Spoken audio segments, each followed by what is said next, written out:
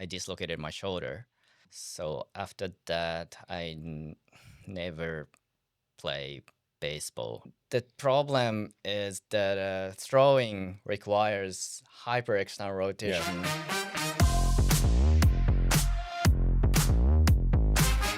Welcome to Inside the Shoulder. I'm Kenneth Cutbush and I'm with Keigo Honoki from Japan, who's currently my fellow. Welcome, Keigo. Thank you very much for the introduction. And it's a great honor to talk on this podcast channel. Thanks for coming along. Keigo, tell me a little bit about your getting into medicine in Japan, your journey getting into medicine. All right. As for my early life, I was born and raised in Japan. My hometown is Nara. It's a very small town, close to Osaka and Kyoto, but it's not like a big city like Osaka, Tokyo. But I love my hometown. I grew up there, and I had very nice life with my parents there. What do your parents do? Both of my parents were doctors. All right. Both of them are doctors. My father is an orthopedic surgeon, and my mother is a dermatologist. Mm-hmm. So, actually, to pursue medicine, for me, it was a very easy decision. A natural course. Yeah, I just want to follow what they are doing. Yeah. How hard was it to do medicine in Japan? Is it a struggle? Because it's pretty hard in Australia. Yeah. It is very competitive to get into the medical school.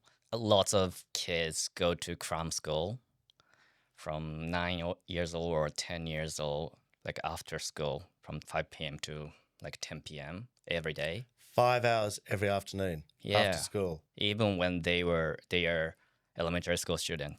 Friday nights as well? Yeah. Oh my goodness. Is that what you did? Yeah. When did you start doing cram school? 8 or 9 years old. What do you call cram school in Japanese? How do you say it? Juku. Jiku. So you go to Jiku. Juku, yeah. Right. And lots of other kids at Jiku. Yes. To get into the good university, to get into the medical school, we need to pass a very difficult examination. To get into the good university or medical school, we need to go to very high level junior high school and high school. That's why we start cram school from, the age of 9 years old or 10 years old. Yeah. Did you say to 10 o'clock at night? Yeah. So what time are you getting to bed then at night time? 11, yeah. And then what time does school start the next day? Pretty much same as Australia. It's 8:30 or 9, yeah. So how many hours sleep are you getting at night? 8 hours, 7 hours or 8 hours. 11 o'clock to 7 a.m. in the morning. Yeah. Do you have dinner at Jiku? Yes. Right, so you come home, you've had dinner and just go straight to bed, do you? Yeah. No play? No play after I started going to cram school. Really? What about sport? Did you play sport? I played sports before I started going to cram school. Yeah, right. Swimming school, dodgeball class. Sometimes I played baseball with my friends, but after starting cram school, there was no time to playing sports. Yeah, right. Just study. Yeah. Yeah, wow. But once I got into the junior high school, yeah, I restarted sports. So was there an exam to get into junior high school? Yeah. And what age is junior high school? So 12 years old to 15 years old. Uh-huh. Yeah. And what's the exam like? Like very standard stuff in mathematics, Japanese, history, science, or something like that. Yeah. Right. But then you're still doing cram school at nighttime? It depends on students. What were you doing? I was not in the cram school when I was a junior high school student. And you were smart enough. I had a good score a whole time during the junior high school. So you could relax a bit. Yeah. In the afternoon, instead of going to cram school, what were you doing? In junior high? In junior high? What did you do in the afternoon? I was in the baseball club. So I played baseball and 4 times a week. Yeah. And then high school? What age is that? What year? That's pretty much same, I think. Yeah. It's What age to get from into high 15 school? years From old to 15 18 years old. to 18. Yeah. And you'd have to do an exam to get into high school? It depends on which junior high school you get in. So my junior high school and high school is kind of a combined education curriculum. Mhm. And basically it's the like kind of it's private junior high school and a private high school. So I can automatically get into the same high school. Okay. So that the name of the school itself is the same. So my junior high school is Nishiyamato Gakuen Junior High School, and my high school is Nishiyamato Gakuen High School. So basically, it's the same school. But if you are not in the private junior high school or high school, you need to do examination for high school again. That's public. If you Public examination. if you are in Oh, I a see what public you mean. school, Yeah. you need a examination again for high school. And was that in your hometown or was that in Osaka? It's in Nara Prefecture, but it's not in the same city. So I use train to go to school every day. It takes 1 hour and a half from my home to my school. And an hour and a half back? Yeah. Each way? Each way. Hour and a half traveling. So 3 hours a day on a train? Yeah. Yeah, right.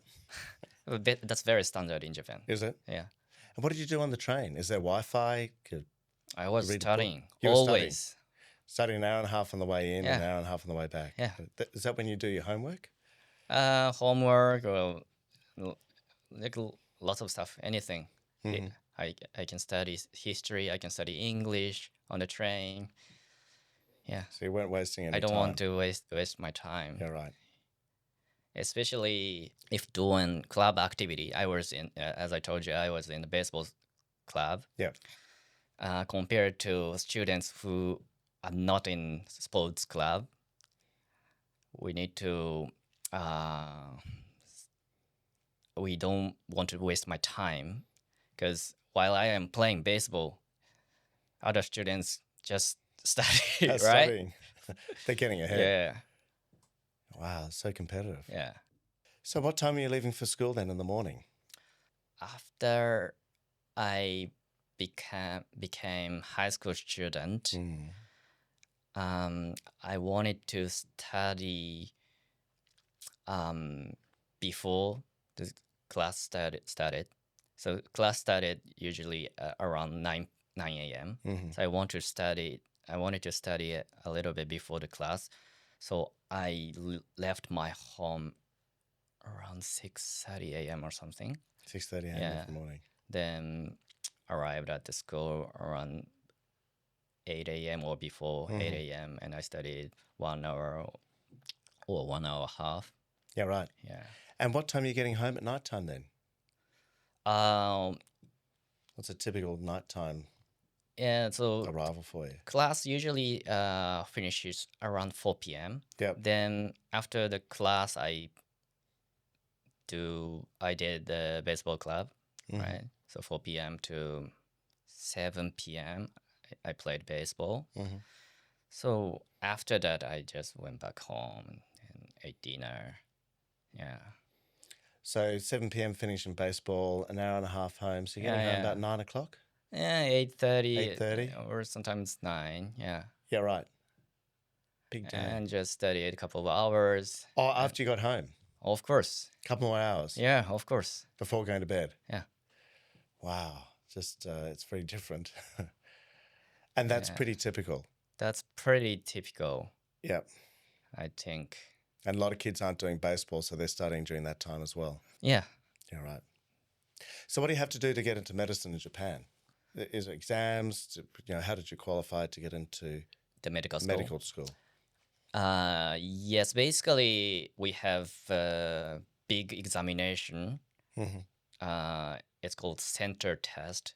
So to get into any university or college or medical school, we need to take that examination. Then, so all students, all high school students, grade 3 high school students take that exam, and then we need to take a good score to get into good university or medical school. So, for example, Tokyo University is like a Harvard University in Japan, right? To get into Tokyo University, and also medical school is one of the most competitive university. Is that where you went? Yes, my medical school is also one of the most difficult medical school, because public medical school is more and more competitive than private medical school because of the tuition. Yeah, it's much cheaper than private medical school. So if you pursue medical school, most students want to go to public medical school, right? So, and that's where you went? Yeah. Where did you go to medical school? Nagoya City University. Uh-huh. Then the other thing I would say is the medical school in the big city, like Tokyo, Osaka, Nagoya, Sapporo, is more difficult than medical school in the rural area. Yeah, because just it's fun, right? Living in the city and enjoy the city rather than spending 6 years medical school in the area. There's like nothing around, right? So yeah, lots of students want to get a high score to get into the public medical school in the good city, right? So tell me, how many years was medical school for you? It's 6 years. 6 years. Yeah. And then you became a doctor. What was that like? So first 2 years after the graduation medical school, we need to do 2 years internship. So I rotated all department. For example, pediatrics, general surgery, internal medicine, emergency department, so everything. Then during the 2 years, we need to decide which specialty we want to go. Compared to Australia or the US or Canada, there's no specific specialty which is very competitive, because our healthcare system is all public. Then the salary of doctors is not so much different among each specialty. So I think orthopedic surgery is very competitive in Australia and the US. Typically, plastics and orthopedics, they're very hard to get into. But that's not the case in Japan. Yeah, right. So yeah, so I can choose whatever I want. So why did you choose orthopedics? What attracted you to orthopedics then? Yeah, that was also an easy decision for me, because as I mentioned, my father is an orthopedic surgeon, and for some reason, I don't know why, lots of medical students follow their parents' specialty. Just maybe just it's more familiar. And also, during the medical school and 2 years internship, I feel like internal medicine or pediatrics or those other specialty is not my job. I just feel like that. And I love sports so much. So orthopedic is the only choice for me. Do you follow sports? Yeah. You're right. What do you follow? Baseball. Baseball? Yeah. Baseball's big in Japan, isn't it? Yeah, baseball is number one biggest Number sports. one? I think so. I hope so. So why shoulder surgery, Keigo? What attracted you to do shoulders? That's also related to my experience. When I was maybe medical student, yeah, I injured my shoulder. I played baseball and head slided into the base and I dislocated my shoulder. And then after that, my shoulder was so unstable, popped out again and again, and I required surgery and shoulder stabilization. That was my throwing side, my right shoulder. So after that, never play baseball because it's impossible. Throwing is very sensitive, and I cannot throw a baseball anymore. Because you'll put your shoulder out. No, it's I I cannot just throw You're right. baseball. Can't get the force. No, the problem is that throwing requires hyper-external rotation at the abduction position. That's what I cannot do at all. And also follow-through phase, I feel my shoulder might pop out. Yeah, right. How old were you when you put your shoulder out? When you first dislocated your shoulder? How old were you? I think it was 24 years old or something. Yeah, right. While you were in medical school? Medical school or a young doctor? Intern. Yeah. Okay. At that time, I still enjoyed playing baseball at the recreational level. I just love baseball. Did you have to go and have your shoulder put back in the hospital, or were you able to put it back in yourself? At that time, I played baseball with my colleagues in the same hospital, and there was one orthopedic surgeon there, so he popped in my shoulder on the ground. Right. Yeah. And what was it like having surgery? What was it like being a patient, having your shoulder operated on? I think it's a little bit different from the common patients because I know the process. I know what kind of procedure I need. So going with surgery itself, that's the decision to go with surgery itself was not so much difficult. I just decided I wanted to have surgery because just my shoulder was terrible. It was so much unstable, and I dislocated my shoulder so many times. How many times? I don't know, more than 10 times. And even just doing the daily stuff, not sports. So, yeah, my wife, finally my wife got used to popping my shoulder. All right. Yeah. Anyway, so the decision was easy. The surgery itself, post-operatively, it was very difficult. It was so painful, a couple of days. Using a sling for 4 weeks, it's also very stressful. Yeah. What surgery did you have? I had a arthroscopic bunker repair. Bunker repair. Yeah. All right. And your shoulder, have you dislocated it since you had it operated on? Unfortunately, yes. Even after arthroscopic bunker repair, my shoulder popped out a few times. That was my fault because I played soccer with my friends, and it was just accidental. I dislocated my shoulder again, maybe 6 months after the primary surgery.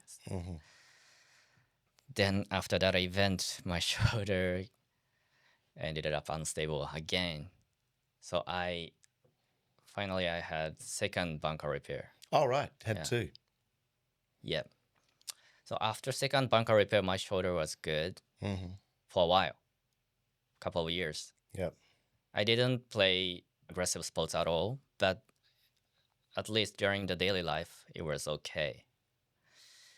Then when I was in Canada for my first and second fellowship, one episode happened.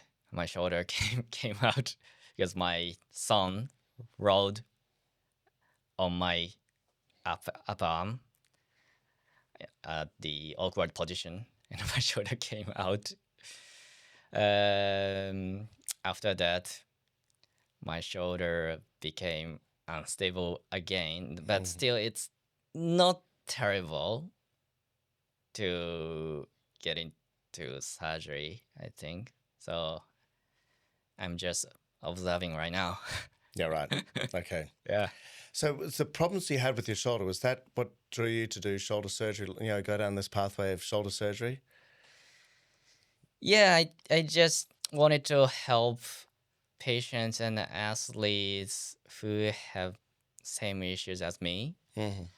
Um, then baseball is also related to my decision to pursue shoulder surgery. Lots of baseball players have shoulder and elbow issues. So yeah, my experience and want to see baseball player shoulder and elbow is the good specialty to do that. Yeah. Yeah, right. Okay.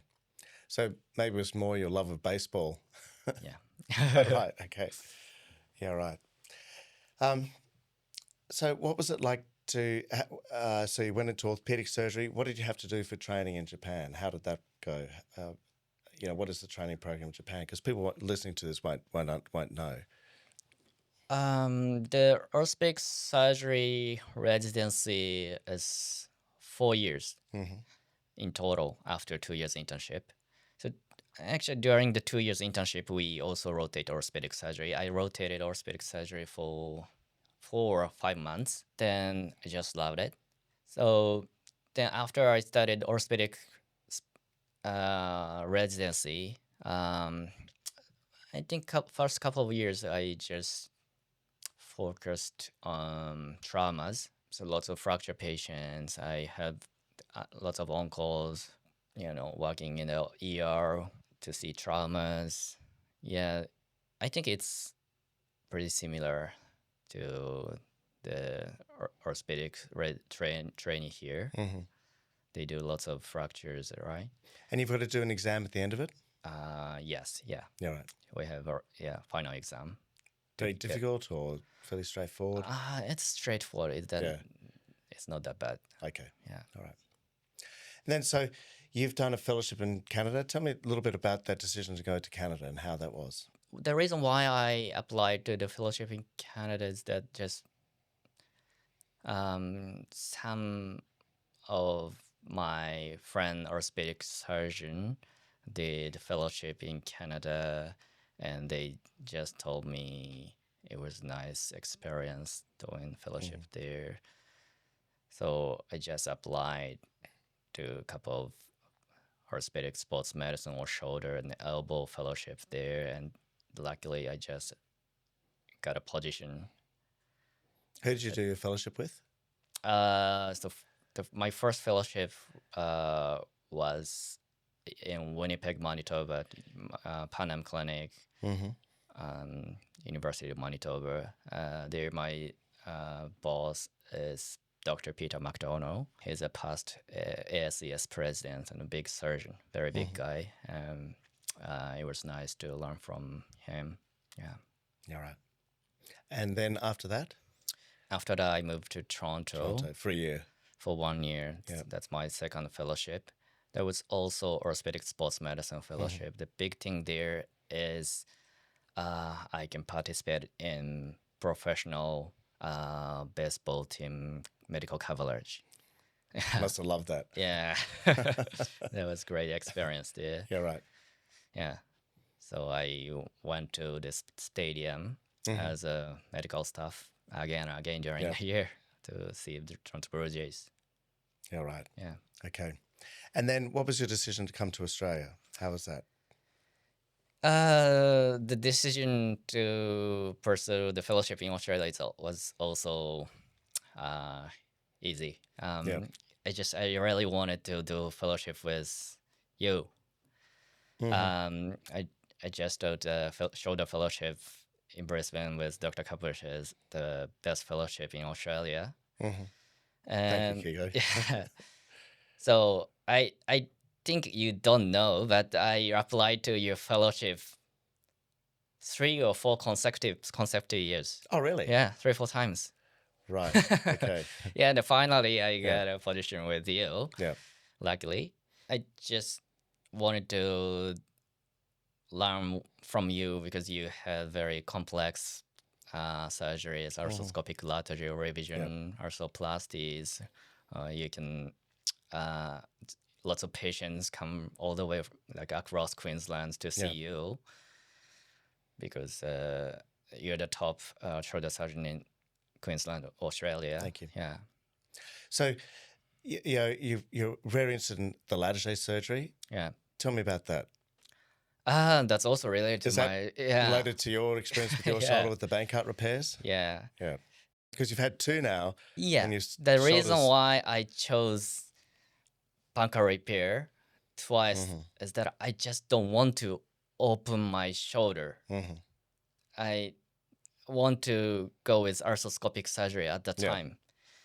Then you do arthroscopic lateral. So I have never seen arthroscopic lateral before I came to Brisbane. Arthroscopic so if I can do lateral procedure arthroscopically, I might choose, lateral for my shoulder.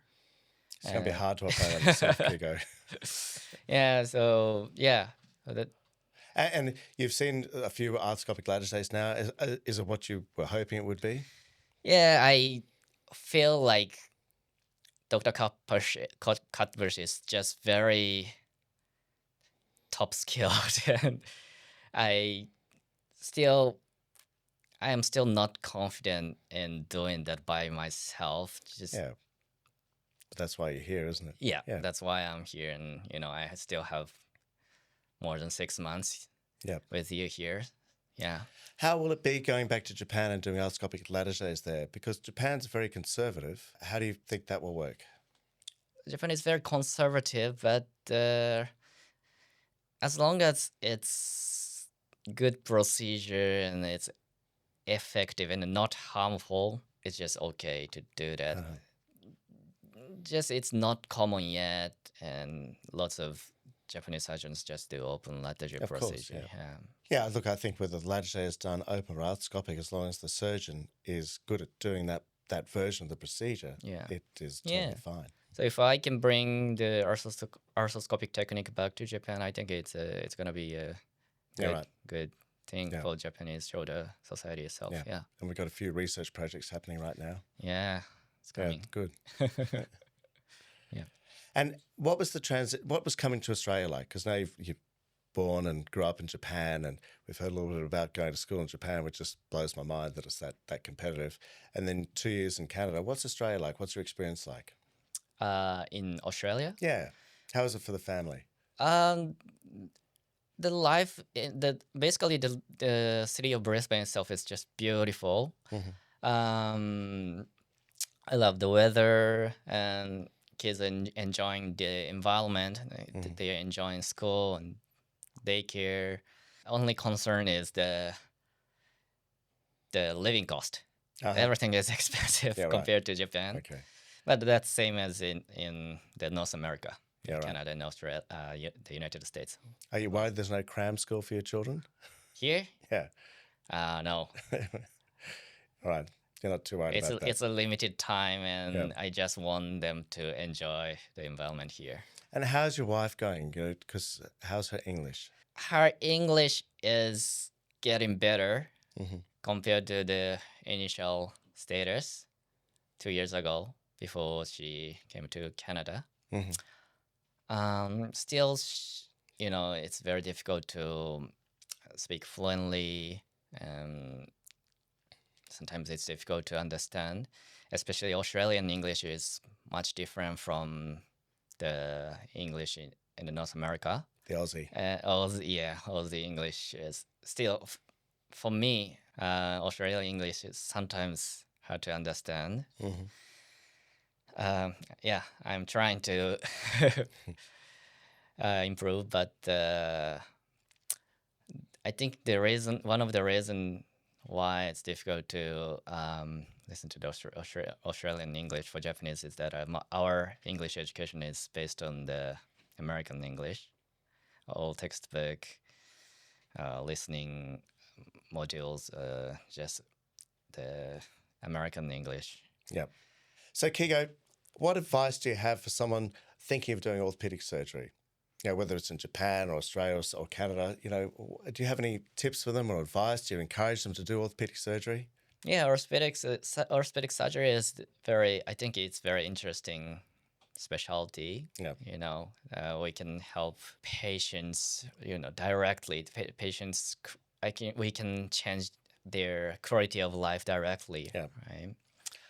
What about your colleagues back in Japan who are thinking of doing a fellowship? What advice have you got for them? I really want to encourage young Japanese surgeons to do overseas fellowship training. It's not only learning surgery, but also, you know, making a good connection worldwide. Mm. Living in a foreign country itself is also very, you know, big asset for life, right? Of course, improving English during the fellowship, maybe. Yeah, I think there's no demerit to do overseas. Yeah. Only demerits maybe financial thing, Mm-hmm. financial aspect. Yeah, right. But otherwise, yeah, lots of benefits to do overseas fellowship training. Keigo, thanks for being part of Inside the Shoulder, and thank you for coming along and having a chat to me today. It's been wonderful. Really, an eye-opening experience into your educational system in Japan. It seems pretty competitive. So thank you for being part of this conversation, listening to Keigo Honoki and his story and his journey. I encourage you to like and share this podcast on all the podcast platforms or your favorite one, whether it be Apple or YouTube or Spotify. And of course, think of following Kenneth Cutbush YouTube channel so you don't miss further episodes. Thank you for listening.